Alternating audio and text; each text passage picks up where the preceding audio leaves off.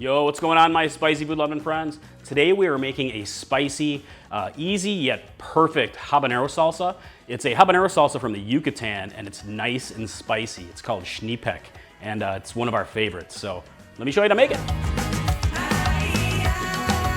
It's really interesting actually how Xni-Pec got its name, so stick around for that. But first thing I want to do is talk about the habaneros themselves. This is a habanero salsa, so of course we're focusing on the heat and flavor of the habanero. Habaneros are a chili pepper lovers, a spicy food lover's dream ingredient because they're definitely nice and spicy. Habaneros measure in at about 300 to 350,000 Scoville heat units on the Scoville scale. And that's pretty darn hot. If you compare that to a typical jalapeno, which averages around 5,000 Scoville heat units, that'll give you a good idea of how hot these babies are. You can tamp some of that heat by coring out the innards, but there's a lot of deliciousness and heat to it, but mostly focusing on that awesome fruity flavor of the habanero, which is it's addictive, it's just so amazing. So to make Xni-Pec, first thing we want to do is we're going to go ahead and cut off the stems here, and we're going to chop up our habaneros. And my recipe calls for 3 habaneros, but I'm going to use a little bit more today just because I feel like in a habanero mood. So let's go ahead and chop these babies up. And I do want to say, when you're working with hot peppers, sometimes they could burn your skin. There's oils that are in the peppers themselves that can get on your skin and cause a burning sensation. It's a good idea to use gloves. I've been cooking with peppers for so long that I don't use gloves anymore. But I actually wear them when I'm cooking with super hots, a lot of super hots. So you'll definitely feel a burn if you're not careful. So go ahead and chop the peppers up. And again, you can core them if you want to remove some of that overall heat. But I like to get a nice fine chop here. And into a bowl it goes, like so. All right, got my habaneros all chopped up. And next we have a medium-sized tomato. And just go ahead and chop it up. And I'm going to remove some of the innards here. You can leave it in there if you want to, but a lot of times I'll kind of remove some of the seeds. All right, just gonna get a nice, more like a dice on this. And into the bowl it all goes, like so. All right, next I have white onion, and you can use a small white onion or half of a medium-sized onion. Gonna chop it up. Similarly, you want everything to be kind of close in size to make a very uniform salsa. Like so.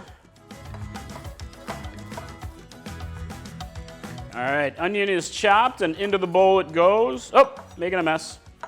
Mike's making a mess in the kitchen. I'm gonna start crying from all this onion. All right, next we have cilantro. I have a 1/4 cup of fresh chopped cilantro, and you can use more if you'd like to. And we also have bitter orange juice. I have 3 tablespoons of bitter orange juice. If you can't find bitter orange juice, use 2 tablespoons of orange juice with 1 tablespoon of lime juice. It can be hard to find. And salt to taste. Add some salt. And you'll taste and adjust that. So go ahead and start mixing this together. And really, you can consider this a base recipe. You can go ahead and add other ingredients to this. You can adjust the heat level. The thing about the habaneros, again, they're quite hot, and this might be pretty darn hot for people. So one way to tamp down the heat is actually to incorporate partially an orange bell pepper, and that'll have some similar qualities to it, nice crunch, freshness, but those have no heat, so you'll still get a little bit of the habanero heat. It'll round it out. But you can also add other ingredients to this, like I love to add pineapple to this or mango. It's delicious to me, so many ways.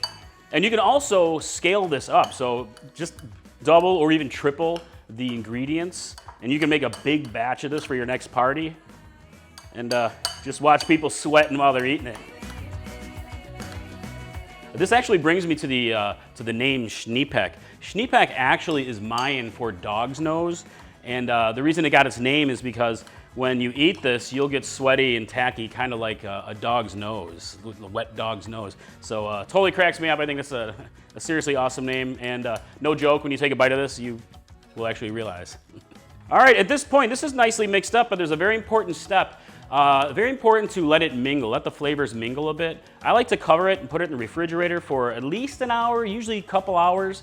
Ideally, you let it sit overnight, and it's gonna let all those flavors mingle and meld, and it gets that much better when you let your salsa sit. Super awesome. But let's talk about serving for salsa for this particular, for Xni-Pec, habanero salsa. Hey, it's just great served with chips. If you want to have a nice spicy salsa, it's beautiful for that.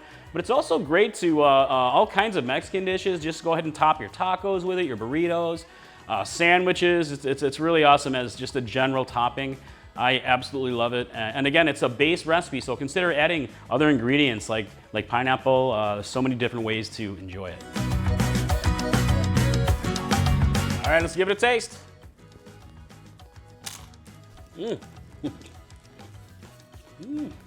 Oh yeah. Yes. Yo, that is some heat. You're gonna love it. Xni-Pec, my friends. It's a super simple yet perfect habanero salsa. Hey, I'd really love to hear what you think in the comments below. I'd also love to hear what's your go-to pepper for making spicy salsas if it's not habanero. Hey, if you're looking for another awesome salsa recipe, you gotta try my spicy pineapple salsa. Super similar with pineapple, and it's super delicious. So, hey, all right, I hope to see you in the kitchen next time. Mike from Chili Pepper Madness. Bye.